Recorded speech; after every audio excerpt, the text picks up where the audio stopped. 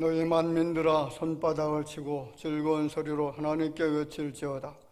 지존하신 여호와는 두려우시고 온 땅의 큰 왕이 되심이로다. 찬송하라, 하나님을 찬송하라. 찬송하라, 우리 왕을 찬송하라. 하나님은 온 땅의 왕이심이라. 지혜시로 찬송할지어다.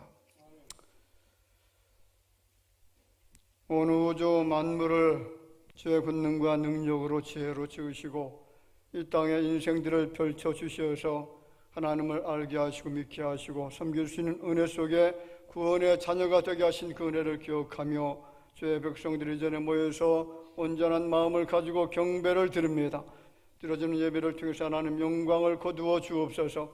은혜와 사랑과 기쁨과 웃음이 충만한 예배가 되게 하시고 하나님의 임재를 강력하게 체험할 수 있는 귀한 예배의 자리가 되게 하여 주옵소서. 예배 모든 시동을 주님께 의지하옵고 살아계신 예수님의 이름으로 기도하옵나이다. 아멘.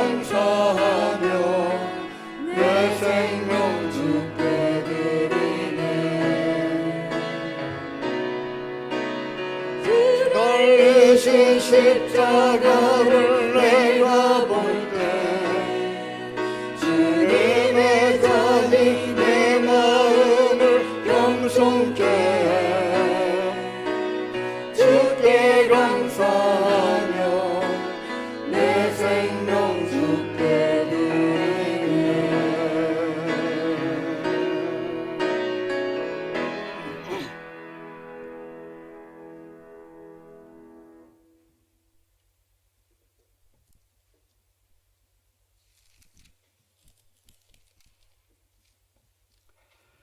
여호와여, 내가 주께 부르짖으니 나의 반석이여 내게 길을 막지 마소서.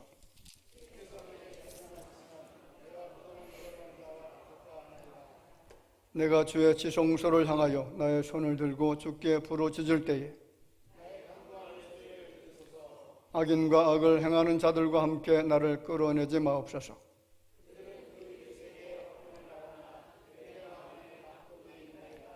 그들은 여호와께서 행하신 일과 손으로 지으신 것을 생각하지 아니하므로 여호와를 찬송하며 여호와는 나의 힘과 나의 방패이시니 내 마음이 그를 의지하여 도움을 얻었도다.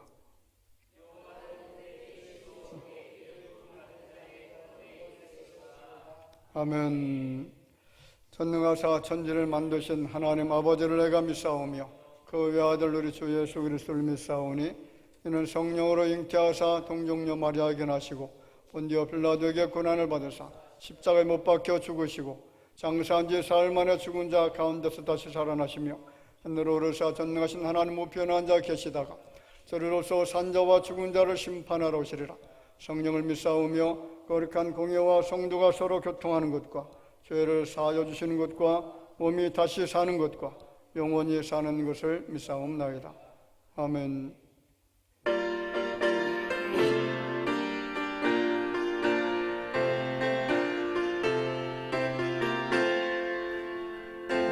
거룩하신 주 하나님 모든 영광 받으소서. 주의 자녀 함께 모여 경배 찬송 드립니다. 전능하사 천지 만물 창조하신 하나님 찬양하며 드리오리. 예배 받으소서. 자비하신 주 하나님 모든 영광 받으소서.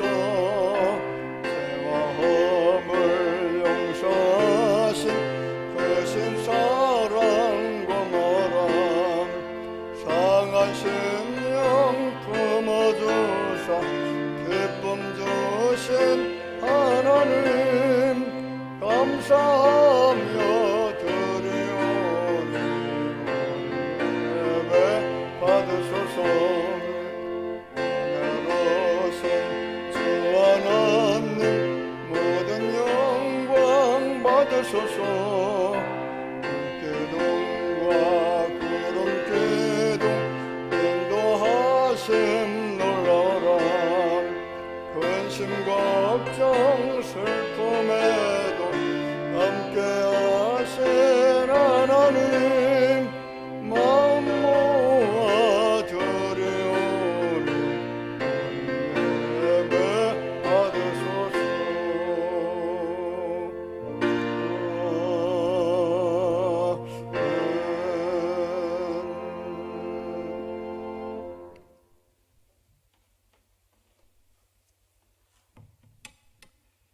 전능하신 하나님, 우리의 주님의 인도하심과 사랑하심에 감사를 드립니다. 자비로우신 손길로 인도하여 주사 주님이 주시는 참 평안과 기쁨을 소유하게 하시고 믿음의 선조들처럼 언제나 주님과 교통하며 살게 하시며 복된 주일 하나님 앞에 나와 찬양과 경배로 영광을 돌리게 하시니 감사드립니다.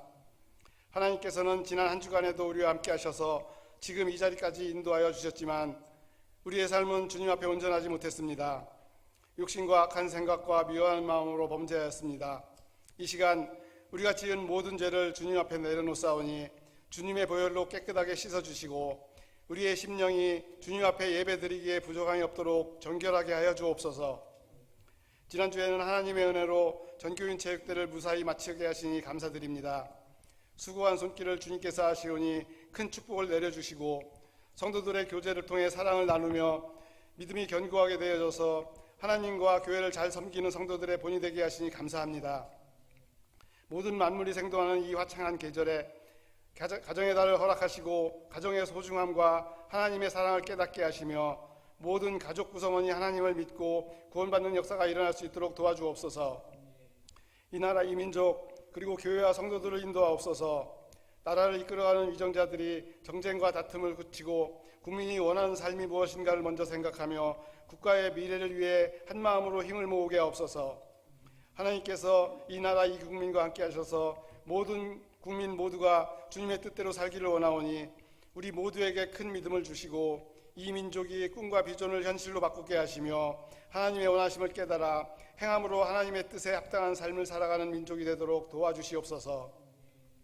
하나님께서 세워주신 대화교회 하나님의 능력으로 크게 부흥하기를 원합니다. 성도들 한 사람 한 사람 기억하셔서 믿음을 견고하게 하시며 하나님이 주신 믿음을 들고 나아가 이 지역 또 온 세상이 복음화되는 데 힘을 보태고 하나님 주신 사명을 잘 감당하는 믿음의 성도들이 되도록 은혜를 더하여 주시옵소서. 세워주신 당회장 목사님과 동사 목사님, 장로님, 권사님, 또 집사님과 성도님 모두 하나님과 교회를 잘 섬기고 하늘나라의 빛나는 영광을 바라보며 주님 오실 그날까지 믿음으로 나가게 하시고 일상생활 가운데서도 하나님의 자녀로서 세상 사람들 앞에 형통함과 당당함으로 성공한 삶을 살기를 원합니다. 오늘도 예배를 위해 보이지 않는 곳에서 봉사하는 손길들이 있습니다. 하나님을 사랑하는 사랑으로 주의 일을 감당하는 손길을 축복하여 주시고 은혜를 더하여 주옵소서. 말씀을 들고 단에 서신 당회장 목사님, 하나님의 능력을 더하여 주셔서 말씀이 증거될 때 아멘으로 화답하며 그 말씀이 옥토에 떨어진 씨앗과 같이 30배, 60배, 100배의 열매를 맺을 수 있도록 축복하여 주시옵소서. 오늘 이 예배가 오직 하나님께만 영광 돌리는 예배가 되기를 원하오며 거룩하신 예수님 이름으로 기도하옵나이다. 아멘.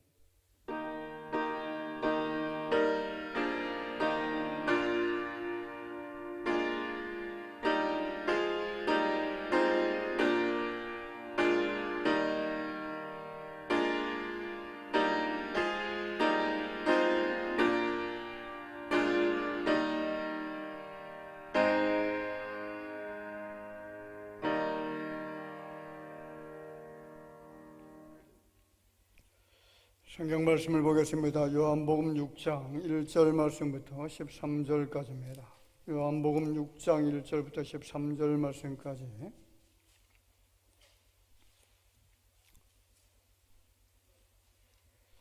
한 절씩 교독하도록 하겠습니다. 그 후에 예수께서 디베랴의 갈릴리 바다 건너편으로 가시매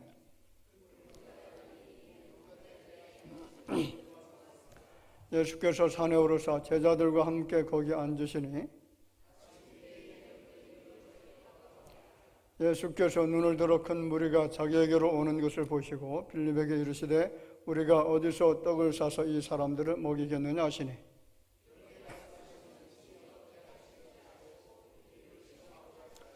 빌립이 대답하되 각 사람으로 조금씩 받게 할지라도 200데나리온의 떡이 부족하리이다.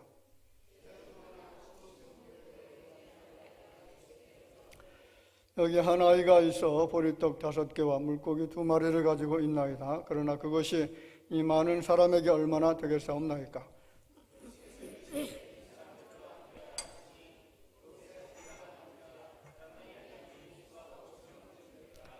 예수께서 떡을 가져 축사하신 후에 앉아있는 자들에게 나눠주시고 물고기도 그렇게 그들의 원대로 주시느라.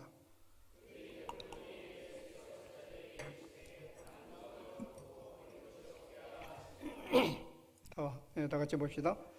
이제 고든이 보리떡 5개로 먹고 남은 조각이 12바구니에 찼더라. 아멘. 예수께 드린 오병이어에 대한 말씀을 같이 나누고자 합니다. 자, 우리가 예수 그리스도를 섬기고 나면 많은 부분들이 변하게 되죠. 행동과 말과 살아가는 방식이 변하고요. 삶의 방향과 생각이 바뀌게 됩니다. 우리가 그리스도인이 되지 않았을 때 또는 믿음이 부족했을 때의 사고는 개인적인 사고로 그렇게 살아왔고요. 혹이 지금도 지극히 계산적 사고를 가지고 그렇게 살아가는 사람들이 많습니다. 자, 그런데 진정한 그리스도인은 어떤 사람들일까요? 계산적 사고가 아니라 믿음의 사고를 가지고 살아가는 사람들인 줄로 그렇게 알고 있습니다. 오늘 본문은 우리가 잘 알고 있는 오병이어에 대한 말씀이죠. 보리떡 5개와 물고기 2마리로 5,000명이 먹고도 12강주리가 남았다는 그런 이야기입니다. 자, 사람들은 이 사건을 허무맹랑한 소리로 터부시합니다. 과학 법칙에 맞지 않는다는 것이고요. 있을 수 없는 거짓말이라고 하죠. 예수님의 오병이의 기적은 물질은 갑자기 생기거나 없어지지 않고 그 형태만 변해서 존재한다라고 하는 질량불변의 법칙에 위배된다라고 그렇게 말하기도 합니다. 수리적이고 과학적이고 이성적인 그런 계산법과는 전혀 거리가 먼다라고 그렇게 이야기를 합니다. 보시기 바랍니다. 사람들의 계산법은 1 더하기 1은 2입니다. 2 곱하기 2는 4죠. 자, 이러한 계산은 철저한 수치의 산술이고요, 합리적인 사고를 가진 사람들의 정당한 계산법입니다. 자, 그런데 하나님의 계산법은 좀 다르죠. 여러분, 씨 하나를 심으면 하나가 나오는 것이 아니라 30배, 60배, 100배의 결실을 맺도록 그렇게 하나님이 설계를 하셨다는 겁니다. 온갖 과실수를 보면 수백 수천 개의 과일들이 해마다 열리는 것이 하나님의 방식입니다. 작은 수박씨 하나를 심었더니 머리통보다 더 큰 수박이 열리게 되는 것이 하나님의 계산이라는 겁니다. 여러분, 물고기 가운데 개복치라는 고기가 있는데 한 번에 무려 3억 개의 알을 뱉어 낳는다라고 하죠. 자, 한 마리가 3억 마리가 되는 것은 인간의 사고와 과학의 능력을 가지고 불가능한 하나님의 능력이고요, 하나님의 영역입니다. 사람들은 이러한 놀라운 일들이 단지 자연의 법칙이고 마치 당연한 것처럼 생각합니다. 그런데 여러분, 하나님은 만물을 창조하시고 관리하시고 보존하시기 위해서 처음부터 그렇게 계산하신 것입니다. 바다의 어종과 개체수를 적절하게 하시기 위한 하나님의 계산이었다는 겁니다. 만약 물고기들이 사람처럼 알을 하나만 낳는다라고 하면 어떻게 됩니까? 바다 생물이 멸종할 겁니다.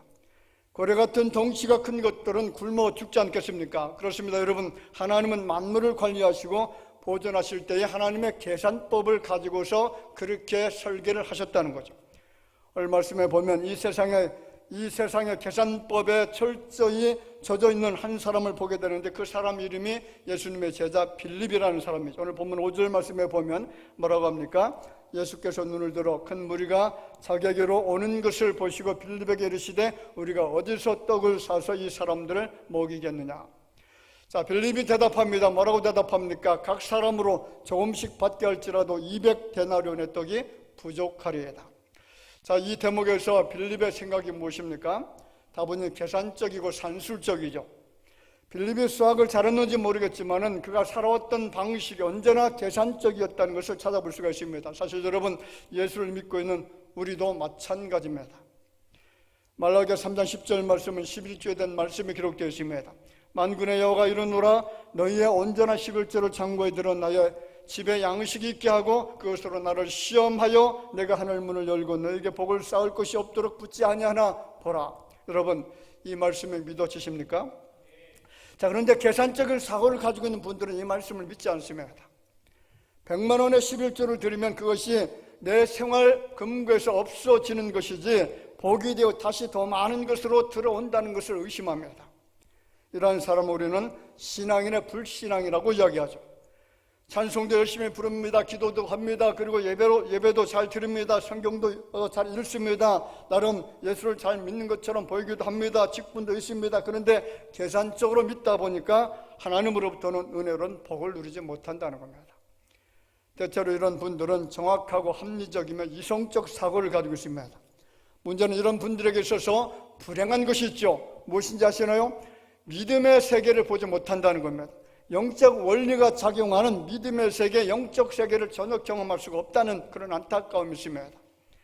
민수기 11장 말씀을 보면 이스라엘 백성들이 계속해서 만나만을 먹다 보니까 그 만나에 질려버립니다. 처음에는 꿀처럼 그렇게 달콤했던 만나의 맛이 이제는 기름 섞은 과자처럼 맛이 떨어지기 시작하죠. 그러면서 우리에게 고기를 먹게 하라. 만나는 질려서 이제 더 이상 먹기 싫으니까 고기를 달라고 모세에게 원망을 합니다.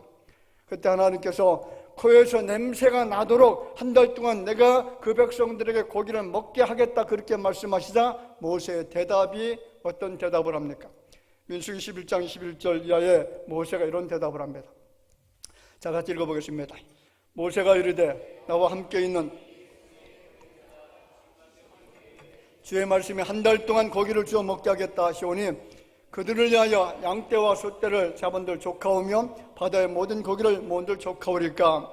그들을 위해서 양떼와 소떼를 잡은들 그것이 족하겠습니까? 아무리 많은 것들을 가져온다라고 할지라도 이 많은 무리를 어떻게 먹일 수가 있습니까? 그것은 하나님이라도 불가능한 것이 아닙니까? 지금 이런 말이죠. 그렇게 믿음이 좋다고 하는 모세를 한번 잘 보세요.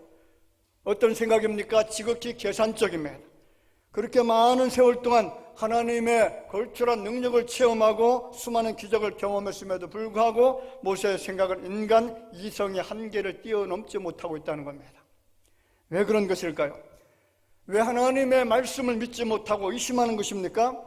모세 역시 죄의 본성의 지배를 벗어날 수가 없었기 때문입니다. 하나님의 역사를 인간 역사의 낮은 수준으로 끌어내려서 생각하는 죄악의 그 본성을 벗어나지 못하고 있습니다. 이 시대에 살고 있는 우리 역시 다르지 않습니다. 죄의 본성을 가지고 있는 사람들은 하나님의 능력을 인간의 수준으로 계산하는 습성을 가지고 살아갑니다. 여러분, 하나님의 능력을 인정하고 하나님의 역사를 믿어야 됩니다. 인간적인 생각으로 세상적인 계산에 빠져 신앙생활을 한다면 하나님의 기적도 능력도 하나님의 은혜도 만물 주인 되신 하나님께서 내려주신 그 어떤 복도 우리가 누릴 수가 없습니다. 우리가 예수 믿고 정말로 복된 삶을 살기를 원한다면 세상적 사고를 버리고 하나님의 능력을 의지하는 생각으로 바뀌어져야 됩니다. 예수 믿고 구원받는 역사 그렇지 않습니까? 인간적인 계산으로는 이해가 되지 않아요. 어떻게 한 사람이 십자가에 달려서 피 흘려 죽음을 통해서 만민들이 모든 세상 사람들이 다 믿기만 하면, 그를 의지하기만 하면 구원받을 수가 있느냐, 죄사함 받을 수가 있느냐, 이해가 안 되는 겁니다. 그런데 여러분, 이것은 믿음으로만 가능한 줄로 믿으시기를 바랍니다.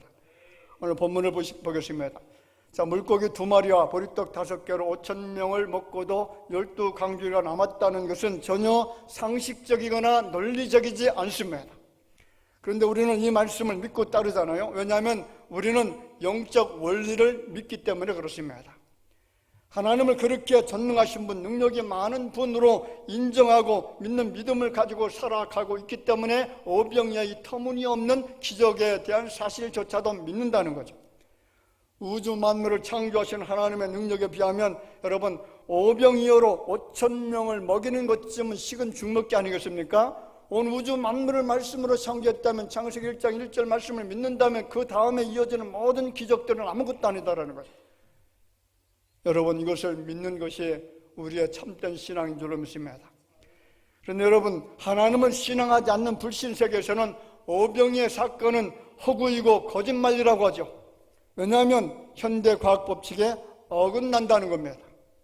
물리학 법칙에 맞지 않는 것을 아무런 검증도 없이 믿는 것은 미친 짓이고 바보 같은 짓이라고 그렇게 그리스도인들을 조롱합니다.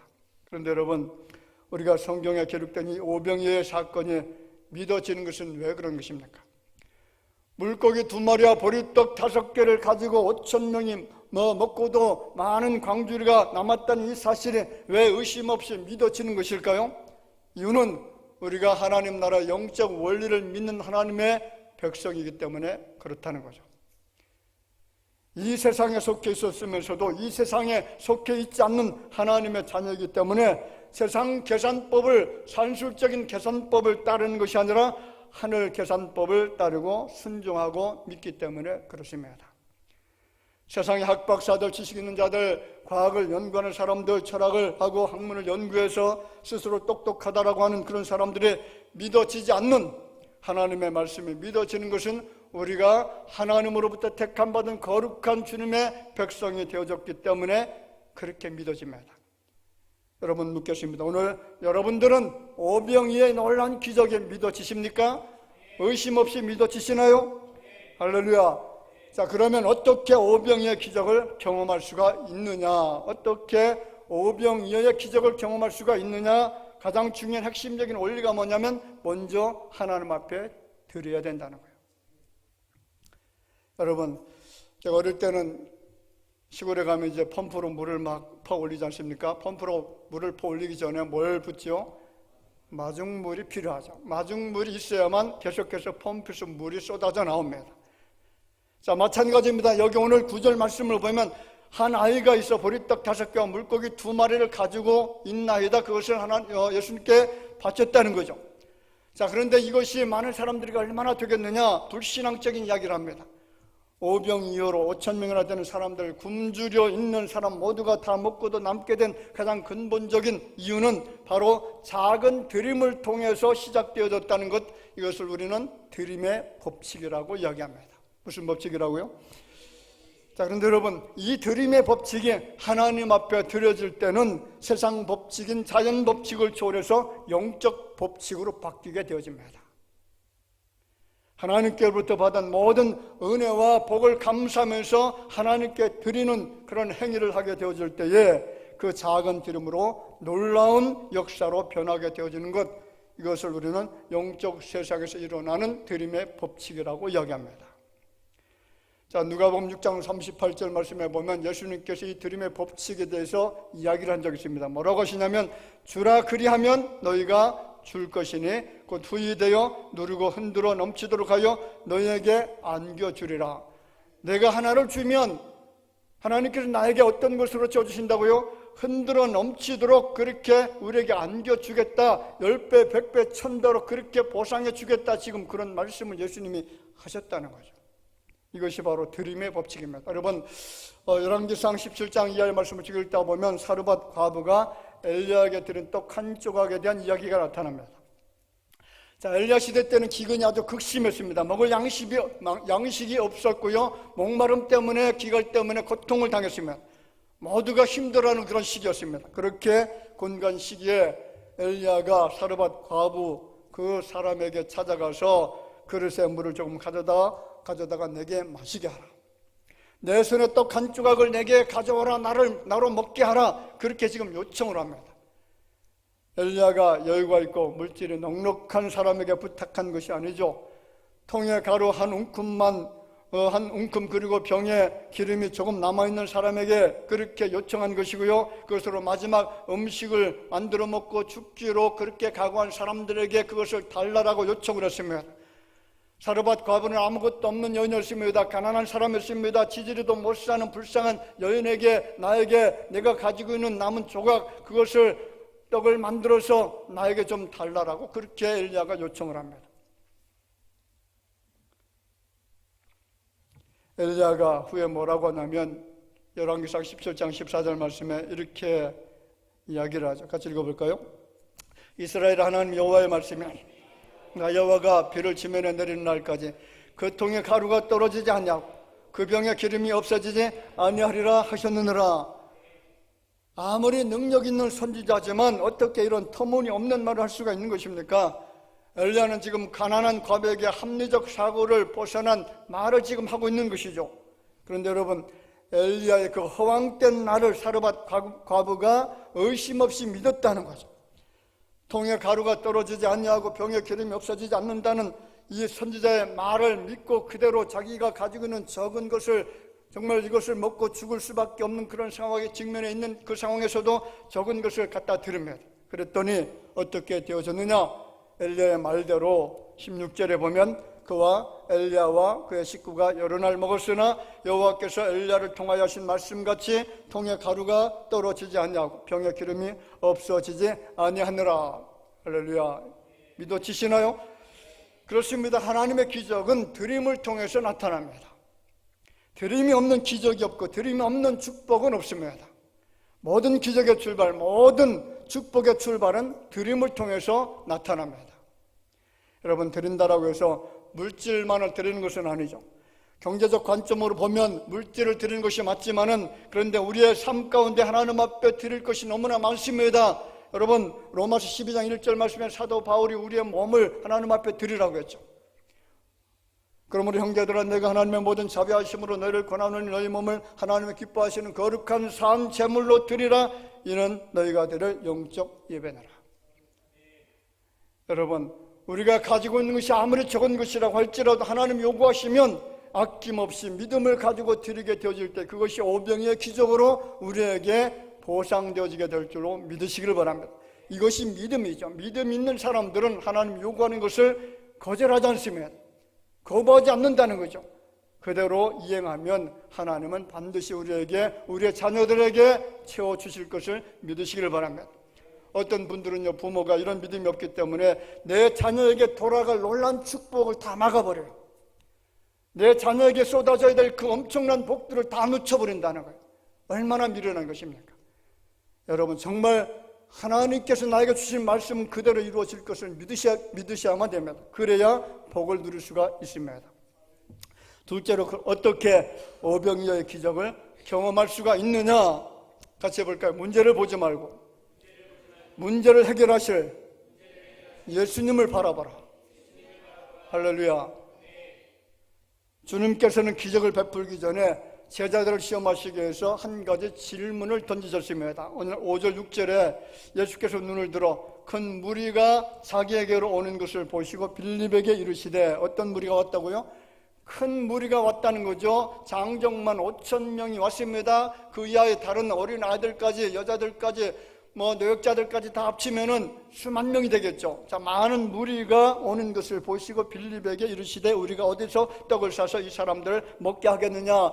이제는 먹을 시간이, 식사 시간이 되었습니다. 먹어야 힘을 내서 하나님의 말씀, 예수님의 말씀을 듣지 않겠습니까? 자, 이렇게 말씀하시면 친히 어떻게 하실지를 아시고 빌립을 시험하고자 하시매라. 자, 주님이 내신 시험 문제에 대해서 빌립의 반응이 무엇일까? 이 빌립이 예수님이 내신 그 시험 문제 통과했을까요? 자, 이 빌립은 계속해서 수학적 계산을 해봅니다. 모인 사람들이 몇 명이나 되고 이 많은 사람들을 먹이려고 하면 얼마만큼의 음식이 있어야 되는지를 철저하게 계산하고 따져보기 시작합니다. 자, 7절에 빌립이 따진 것이 무엇입니까? 빌립이 대답하되 각 사람으로 조금씩 받게 할지라도 200데나리온의 떡이 부족하리이다. 떡이 부족할 것이라는 것이 수학적으로 계산적으로 나온 거죠. 빌립은 군중을 보았습니다. 문제만을 바라본 겁니다. 빌립의 문제가 무엇인지 아시나요? 그곳에 모든 것을 해결할 수 있는 예수님을 바라보지 못했다는 거죠. 빌립이 예수님의 제자라면 어떻게 말해야 됩니까? 주여, 주님은 하나님이십니다. 우주 만물을 창조하신 분이십니다. 주님은 물로 포도주를 만드신 분이십니다. 주님께서는 죽은 자를 살리셨습니다. 주님만이 능히 이 군중들을 먹이실 수가 있는 분이십니다. 그렇게 말해야 되잖아요. 오늘도 마찬가지입니다. 문제에 부딪힐 때마다 우리의 부족한 자원만 바라보고 어려운 처지만 보고 사는 사람들이 너무나 많다는 거죠. 우리가 필요할 때마다 넘치도록 채워주시고, 그리고 우리에게 모든 필요한 것들을 공급해 주신다고 약속하신 하나님을 바라보지 않습니다. 여러분, 문제를 바라보지 말고 문제를 붙들고 계시고 문제를 해결해 주실 예수님을 바라보셔야 문제가 해결될 줄로 믿습니다. 사람이 부정적 사고를 가지고 계산하기 시작하면 항상 부족한 것밖에는 보이지 않습니다. 내 생활이 어려운데, 내가 살림살이를 하다 보면 이런 것도 사야 되고 저런 것도 사야 되고 지불할 것도 지출할 것도 많고, 그런데 이것까지는 부족할 것 같다, 이것은 좀 모자랄 것 같아, 그렇게 하면서 이 부정적 사고로 내 머릿속에 가득 채워지기 시작하면 우리는 예수님의 그 능력을 절대로 체험할 수가 없습니다. 사실 빌립만 부정적 사고를 가지고 있었던 것이 아니죠. 소년으로부터 도시락 하나를 받아든 제자가 있는데 그 제자 이름이 안드레입니다. 안드레 역시 빌립처럼 문제를 봅니다. 그 문제를 풀 수 없다라고 생각한 거죠. 한번 읽어볼까요? 8절 9절 말씀. 제자 중 하나,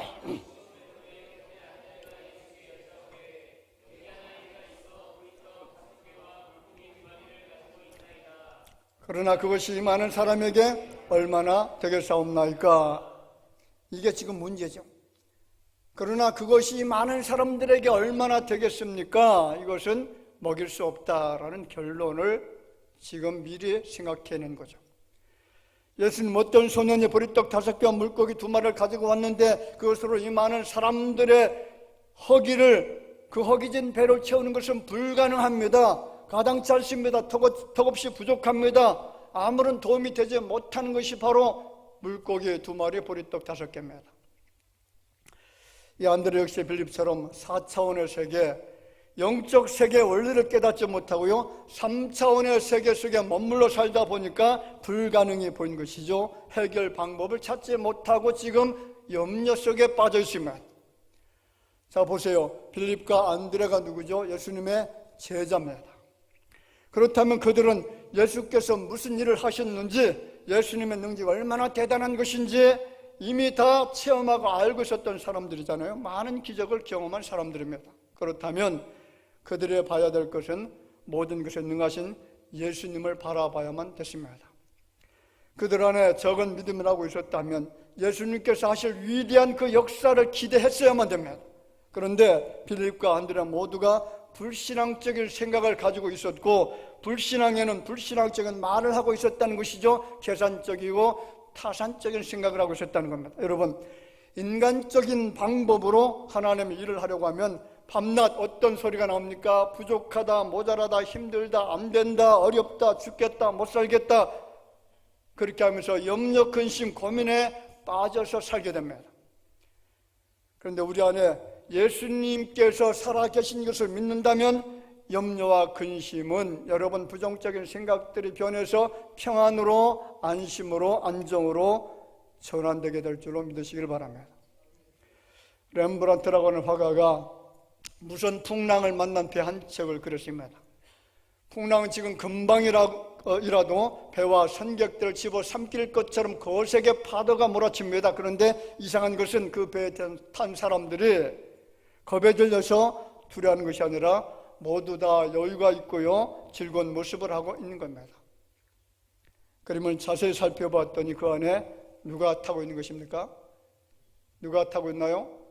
잘 보시면 그 안에 예수님이 있습니다. 여러분, 기독교 신앙은 절망과 어둠을 보는 것이 아닙니다. 기독교 신앙은 그리스도 예수 안에 있는 무한한 능력과 소망을 바라보는 삶을 살아가는 겁니다. 부정적인 안경들을 다 벗어버리고요, 밝은 마음의 창문을 열고 빛을 바라보면서 사는 겁니다.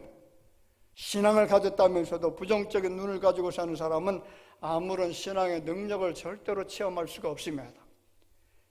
그런데 철저히 예수만 바라보고 믿고 의지하는 그런 사람들은 그 믿음 때문에 여러분 오병이어의 놀라운 기적을 우리가 체험하게 될 것을 여러분 믿으셔야만 됩니다. 그렇습니다. 오병이어의 기적은 인간의 머리나 합리적 계산을 가지고서는 일어날 수가 없습니다. 때로는 우리의 똑똑함이 하나님의 능력을 제한할 때가 있잖아요. 내 머리로 계산기를 두드려서 답이 나와야 움직입니다. 그것은 바울이 말한 것처럼 3차원 세상에 머물러 있는 초등학문적인 신앙이고요, 지극히 상식적인 그런 신앙이죠. 그런데 여러분, 하나님의 기적은 상식을 뛰어넘는 기적입니다. 인간의 이성과 계산을 초월합니다. 그래서 일본의 우찌무라 간조라고 하는 사람이 하나님 앞에서는 계산하는 죄를 범하지 말라, 그렇게 이야기했습니다. 여러분, 나는 할 수 없어도 예수님은 하실 수가 있습니다. 주님은 할 수 없다라고 말하는 자를 통해서 일하지 않습니다. 주님은 언제나 믿음의 사람을 통해서 위대한 역사를 이루어 가십니다. 말씀을 맺습니다. 여러분, 예수님 앞에 보리떡 5개와 작은 물고기 2마리가 드려졌잖아요. 가난한 사람들의 한 끼 식량입니다. 자, 그런데 이 보잘것없는 음식에서 놀라운 기적이 일어났다는 사실을 우리가 발견했습니다. 어린 소년의 작은 헌신과 희생이, 작은 드림이 이런 기적을 이루게 된 거죠. 그렇습니다. 주님은 언제나 기적의 씨앗을 요구하신다는 거죠. 빈들의 기적은 하늘에서 그냥 떨어진 것이 아니라 어린 소년이 예수님께 드린 이 보리떡 초라한 물고기를 통해서 이루어졌다는 거죠. 보잘것없는 것이 기적의 씨앗이 된 겁니다. 이 작은 헌신이 5,000배, 10,000배, 20,000배의 기적을 일으킨 거죠. 그렇습니다. 언제나 기적은 드리는 헌신을 통해서 나타납니다. 얼마나 성도들이 예수님께 바치기를 꺼려함을 통해서 손해보고 있는 재능과 은사들이 얼마나 많이 있습니까? 노래하는 재능을 가지고 있는데도 하나님 앞에 드리지 못하죠. 가르치는 재능이 있음에도 불구하고 그것을 사용하지 못합니다. 봉사하는 재능, 그리고 전도하는 은사가 있습니다. 섬기고 접대하는 은사, 긍휼을 베푸는 그런 은사, 지혜와 지식의 은사, 찬양의 은사들이 있습니다. 이 은사들은 내가 숨겨두고 움켜쥐고 있으면 다 소멸됩니다. 아무것도 남는 것이 없습니다. 저는 그런 분들을 보면 정말 안타까워요. 노래는 잘합니다. 찬양도 잘합니다. 목소리가 너무나 좋아요. 그런데 그것을 그냥 감춰두는데 10년, 20년 늙어가면서 감춰두고 한 번도 사용하지 않습니다. 다 소멸되는 겁니다. 그런데 여러분, 그 작은 재능들이 주님께 바쳐지면 기적의 씨앗이 된다는 것, 이것이 오늘 본문을 통해서 우리에게 보여주는 것인 줄로 믿습니다. 어린 소녀는 어머니가 싸준 도시락을 초라하다라고 주춤거리지 않았으면, 아깝다라고 인색하지 않았고요, 작은 것이지만 그가 가진 전부를 다 내놓았습니다. 소년 다윗이 여러분, 자신의 적은 것을 주님께 드렸을 때에 누구를 이길 수가 있었죠? 골리앗을 이길 수가 있었습니다. 기드온의 군사는 300명에 지나지 않았지만 그들의 나라를 위해서 자신들을 헌신할 때에 수십만의 미디안 군사를 격퇴시킬 수가 있었다는 거죠. 여러분, 이렇게 쓰임받기 위해서, 기적을 만들어내는 주인공들이 되기 위해서 우리에게 필요한 것은 적은 드림인 줄로 믿으시기를 바랍니다. 오병이어를 바치는 소년의 드림이 있을 때에 하나님은 기적을 베풀어 주실 줄로 믿으셔야 됩니다. 여러분, 작은 일에 소홀히 하는 자가 큰 일을 할 수 없다는 것이 성경의 진리입니다. 누가복음 19장 17절 말씀에 뭐라고 하죠? 주인이 이르되 잘하였다 착한 종이여, 내가 지극히 작은 것에 충성하였으니 열골 권세를 차지하라. 지극히 작은 것에도 충성하지 못하는데 우리가 하나님 앞에 받을 것이 뭐가 있느냐는 것입니다. 마태복음 15장 21절에 뭐라고 합니까? 그 주인이 이르되 잘하였도다 착하고 충성된 종아, 내가 적은 일에 충성하였으며 내가 많은 것을 내게 맡기리니 내 주인의 즐거움에 참여할지어다. 적은 일에 충성하시라는 거죠. 적은 것을 드리라는 겁니다. 그럴 때 하나님께서 우리에게 많은 것으로 내게 맡겨주겠다, 내 주인의 즐거움에 참여할 수 있는 그런 복을 주겠다는 겁니다. 성경에 나타난 모든 기적은 작은 것일지라도 현재 가지고 있는 것을 주께 드림으로부터 시작이 되어진 줄로 믿으셔야 됩니다. 그렇습니다. 오병이의 기적은 작은 것을 드림으로 나타나는 기적이고, 오병이의 기적은 예수님의 능력을 믿는 그 믿음으로 체험하게 되어지는 그런 놀라운 기적이고요, 그 오병이의 기적은 단지 산술적이고 과학과 이성이 존재하는 3차원의 세계로부터 얻어지는 사고 수준이 아니라 무에서 유를 창조하신 하나님의 전능하심을 의심 없이 믿고 순종함으로 얻어지는 놀라운 축복인 줄로 믿습니다. 저의 기도가 있습니다. 하나님, 우리 대화교회 모든 성도들이 주님 앞에 드릴 때 아낌없이 드리게 하옵소서. 드림이 있는 교회가 되게 하여 주옵소서. 우리와 다음 세대 가운데 한 사람이 5,000명을 먹이고도 남을 수 있는 위대한 성공자가 나오게 하여 주옵소서. 여러분, 11조 헌금을 드릴 때에 어떻게 하면 적게 드릴까를 생각하면 절대로 축복이 임하지 않습니다. 어떻게 하면 조금이라도 더 넘치도록 주님께 드릴까를 생각하면 그것이 여러분 복의 씨앗인 줄로 아셔야 됩니다. 오병이의 기적을 체험할 수 있도록 영적 세계를 바라보게 해달라는 것이 목사의 기도입니다.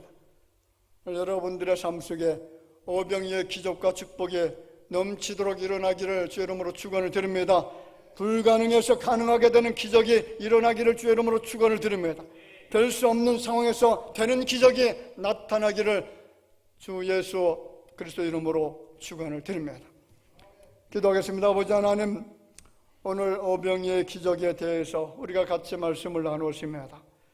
놀라운 기적이었고 일어날 수 없는 기적인데 이것을 과거 예수님 시대에 살고 있었던 사람들 많이 체험하는 것이 아니라 오늘 대화교를 섬기고는 주의 백성들이 실질적으로 체험할 수 있는 복이 될 수 있도록 아버지 하나님, 드림의 원리를 저희들이 알게 하여 주옵소서. 드림의 법칙을 깨닫게 하여 주실 줄로 믿습니다. 문제만 바라보지 않게 하시고 문제를 해결해 주실 예수 그리스도만을 바라볼 때에 놀라운 기적의 역사는 시작되게 될 줄로 믿사오니, 이 사랑하는 성도들의 모든 범사의 삶 속에 이 오병이의 기적을 넘치도록 경험하고 체험할 수 있는 은혜의 역사가 우리 가운데 드림을 통해서 나타나게 하여 주실 줄로 믿사오고 예수님의 이름으로 기도하옵나이다. 아멘.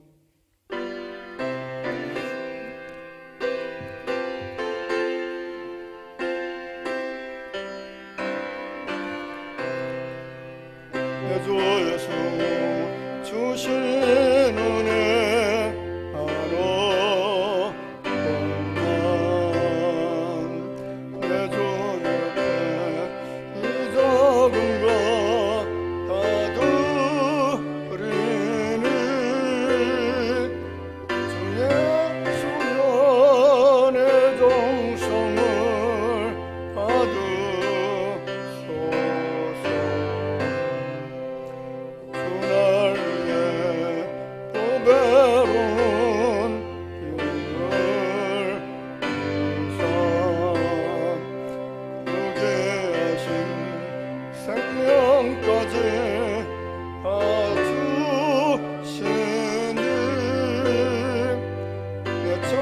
한 몸 이 생명을 외어 주 예수께 빚진 것이 바로 나 주위에 두른 것은 삼자거니 주 예수여 너그럽게 오소서. 날 위하여 십자가에 흘리신 주 예수의 은혜로서 잊으시고 내 모든 것 주 예수여 삼으소서. 주날 위해 구게 하신 의상 은혜 몸은 빛박수로 사셨으니 내 생명도 주 예수께 바칩니다.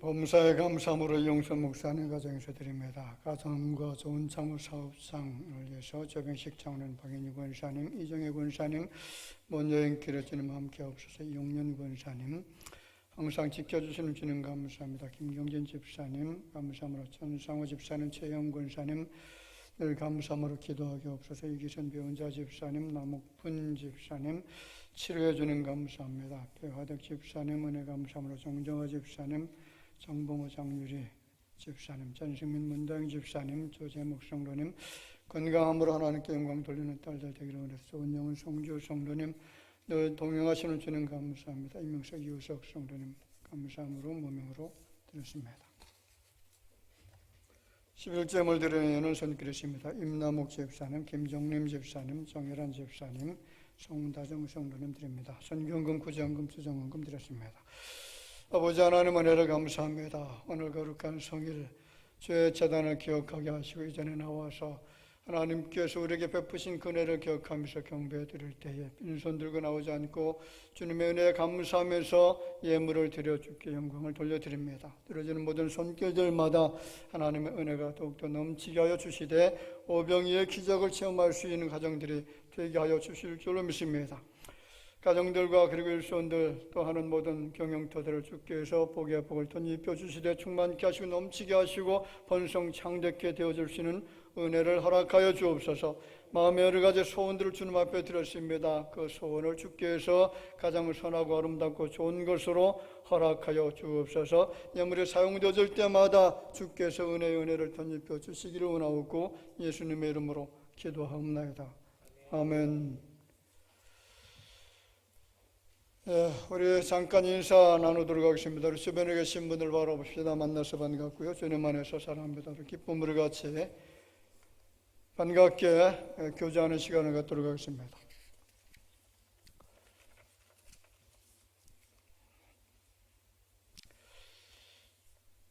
교회 소식 전해드리기 전에 지난주 전교인 체육대회를 진행했는데 그 체육대회 영상이 잠깐 준비가 되어 있습니다. 잠깐 보도록 할까요?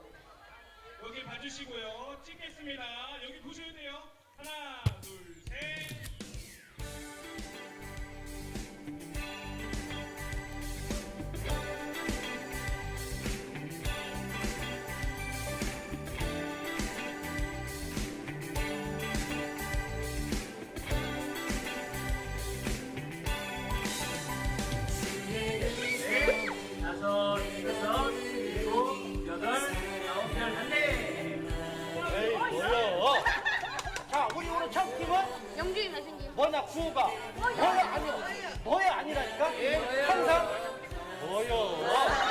이거야? 자, 우리가 자, 경기 치고 딱 이기고 들어왔다. 어떻게 한다고? 하나, 둘, 셋. 그렇지! 자, 어여. 줘.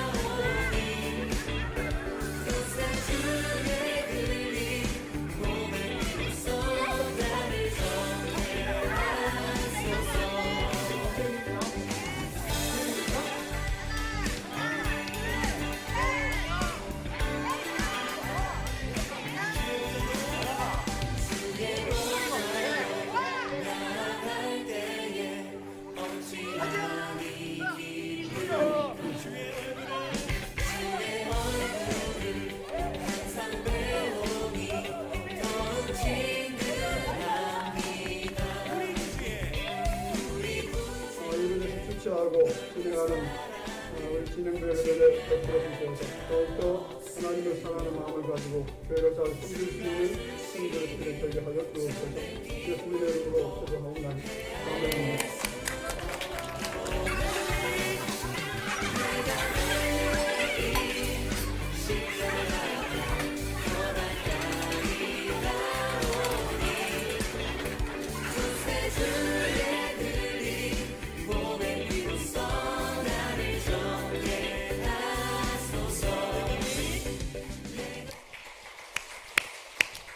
네, 우리 체육대회를 위해서 또 이렇게 수고해 주신 분들이 많습니다.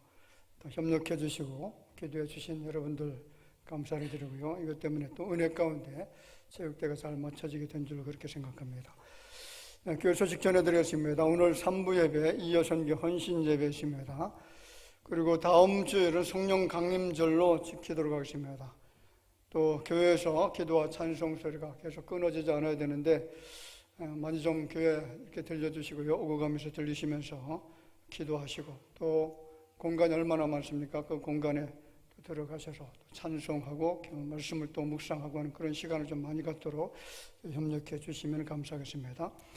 그리고 교회 행사와 일정은 교회 현관 게시판을 참고해 주시기 바랍니다. 나가시다 보면 그 벽쪽에 지금 게시판에 지금 게시가 되어져 있습니다. 참고해서 일정에 차질 없도록 그렇게 해주시면 감사하겠습니다. 그리고 예배 시간에 기도 순서를 맡으신 분들은 한 주 동안 하나님과 영적 교제를 나누시면서 최선을 다해서 준비해 주시기를 바랍니다. 기도 순서 담당하신 분들 꼭 기억해 주시기 바랍니다. 기도를 제대로 준비하지 않고 우리가 하나님 앞에 예배를 드릴 수가 없지 않습니까? 열심을 다해서 또 예배에 지장이 되지 않도록 기도로 또 은혜를 많이 끼쳐주시면 감사하겠습니다. 그리고 본당과 로데몬드에 있는 교육관에 선풍기 설치가 아직 안 되어 있는 것 같은데 오늘 좀 설치해 주시면 감사하겠습니다. 그리고 하늘향기 언제나 개방되어져 있습니다. 복음 전파하는데 그리고 성도 상호간 교제를 위해서 이용하게 사용되는 공간이 될 수 있도록 그렇게 협력해 주시면 감사하겠습니다. 그리고 우리 이용년 권사님 그리고 박성숙 집사님 자녀들 최혜준, 민준, 로이 이 세 자녀가 우리 이제 이 권사님 장녀되는 박성은 그 자매가 미국 지금 애틀란타에 거기서 살고 있는데 지금 방문차 출국을 하게 되어졌습니다. 은혜 가운데 또 잘 출국할 수 있도록 그리고 무사히 또 귀국할 수 있도록 위해서 기도해 주시면 감사하겠습니다. 수요예배 특송 예고되어져 있고요. 참고해 주시길 바라고 모임 강구드립니다.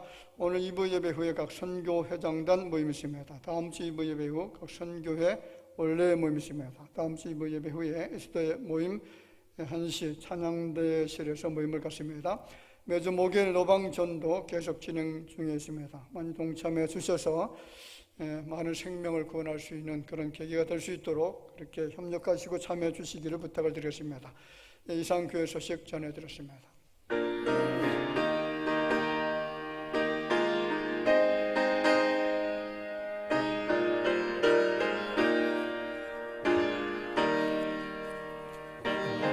지금은 낙엽이 돼도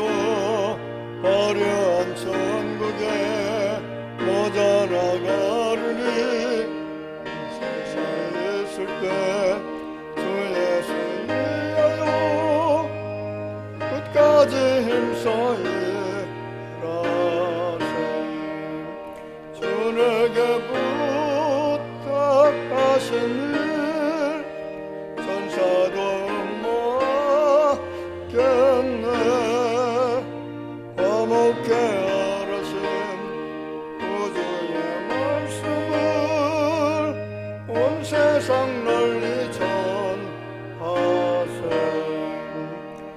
예수 말씀이 온 세상 만민들 유악한 죄에서 떠나라 하시니 말씀 듣고서 새 생명 얻으라. 이 기쁜 소식 전하세. 주에게 부탁하신 일 천사도 모았겠네. 화목해 하신 구주의 말씀을 온 세상 널리 전하세. 천의 복락과 천국에 갈 길을 만 백성 알도록 나가서 전하세. 예수 말씀이 이 복음 전하라. 우리에게 부탁하셨네. 주에게 부탁하신 일 천사도 모았겠네. 화목해 하신 구주의 말씀을 온 세상 널리 전하세. 지금은 하늘 영광스러운 보좌 비우시고 이 땅에 오셔서 인생들의 모든 죄가를 도말해 주시게 하여 참혹한 십자가 형벌 당해주신 우리 구주 예수님의 은혜와 하나님 아버지의 형용할 수 없는 사랑하심과 성령님의 교통하심이